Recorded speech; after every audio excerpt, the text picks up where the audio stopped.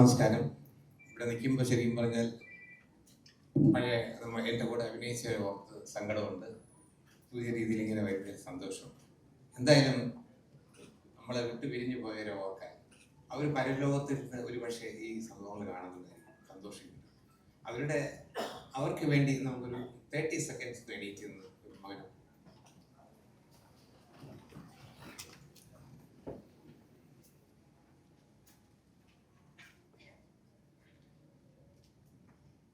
Okay, 37 വർഷങ്ങൾക്ക് മുമ്പാണ് കിരീടം ഇറങ്ങുന്നത്. അന്ന് ഉണ്ടായിരുന്നവരിൽ ഇപ്പം എനിക്ക് തോന്നുന്നു ജീവിച്ചിരിക്കുന്നത് ശ്രീ മോഹൻലാലും പാർവതിയും ഞാനും ജഗദീഷും ഉഷയും. ബാക്കി എല്ലാവരും നമ്മളോട് പോയിരിക്കും. അപ്പം ഇപ്പോഴും ഞാൻ ആ പടത്തിൻ്റെ കാര്യങ്ങളിൽ സെറ്റിലെ കാര്യങ്ങളൊക്കെ ഞാൻ ആലോചിക്കുന്നു. അപ്പം സിബി മലയിൽ നിന്നുള്ള ഡയറക്ടറുടെ ഞാൻ ആദ്യമായിട്ട് അഭിനയിക്കാൻ പോവുകയാണ്. അപ്പം ഞാൻ വിചാരിച്ചു എങ്ങനെയുള്ള ഒരാളായിരിക്കും, വളരെ സീരിയസ് ആയിരിക്കുമോ അതോ ഇങ്ങനെ സോഫ്റ്റ് ആയിട്ട് ഇങ്ങനെ നടക്കുന്നത്, ചിലപ്പോൾ സെറ്റ് ഇടില്ല വിനയം, അങ്ങനത്തെ ഒരാളാണോ അതോ ദേഷ്യക്കാരനാണോ നമുക്ക് അറിയാൻ പറ്റില്ല. അപ്പോൾ ഒരു പടത്തിൻ്റെ ഷൂട്ടിങ് ചിത്രാഞ്ജലി നടക്കുമ്പോൾ നെടുമുടി വേണു ഡയറക്റ്റ് ചെയ്യുന്ന ഒരു മലയാളത്തിൽ ആദ്യത്തെ ഒരു സീരിയൽ ഉണ്ടായിരുന്നു, കൈരളി വിലാസം. അപ്പോൾ അതിൻ്റെ ഷൂട്ടിങ് സമയത്ത് അവിടെ ഒരു കുരങ്ങനെ കൊണ്ട് കിട്ടി. അപ്പോൾ ആ സെറ്റിൽ എന്തോ ആവശ്യത്തിന് നെടുമുടി ഡയറക്റ്റ് ചെയ്യുന്നതായിട്ട് വേണു ഡയറക്റ്റ് ചെയ്യുന്നതായിട്ട് അരവിന്ദൻ വരുന്നു, ഡയറക്റ്റ് അരവിന്ദൻ. അപ്പോൾ അദ്ദേഹം വളരെ സോഫ്റ്റ് അങ്ങനെ സംസാരിക്കുന്നില്ല. അത് ഞാൻ വിചാരിച്ചു സെറ്റായിരിക്കും, അദ്ദേഹം അവിടെ സെറ്റിലോട്ട് വരുമ്പോഴത്തേക്ക് ഞാൻ അവിടെ കെട്ടിയിരുന്ന കുരങ്ങ് ചാടി അദ്ദേഹത്തിൻ്റെ തോളിൽ എന്നിട്ട് താടിയിൽ മുടിയിലൊക്കെ പിടിച്ചു.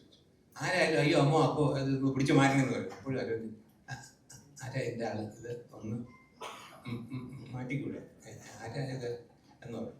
അപ്പോഴത്തേക്ക് അതിനവിടെ കൊണ്ട് ചെട്ടിയായിരുന്ന ഒരാൾ കുരങ്ങനെ പിടിച്ച് മാറ്റി. അപ്പോൾ അദ്ദേഹം ചോദിച്ചു എന്തിനാ ഇതിനെ വളർത്തുന്നത്. അപ്പോൾ ചെട്ടിയാരോ ആണ് ഒരു കൗതുകം.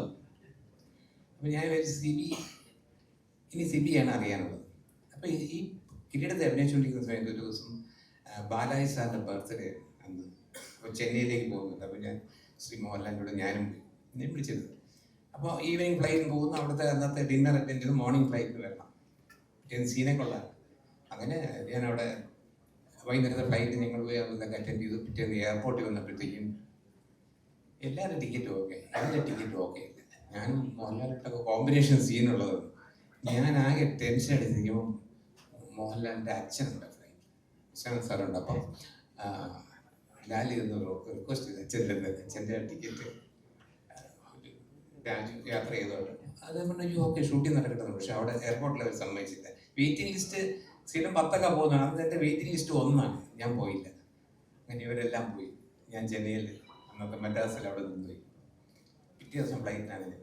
അപ്പോൾ ഞാൻ വിചാരിച്ചു അവിടെ സീൻ ഷൂട്ടിങ്ങിന് ഞാനില്ലാത്ത സീൻ എന്ത് വന്നു പറഞ്ഞ് എന്നെ CB കൊന്ന് കൊല വിളിക്കും, അതാണ് ഇതാണെന്നൊക്കെ വിചാരിച്ചു.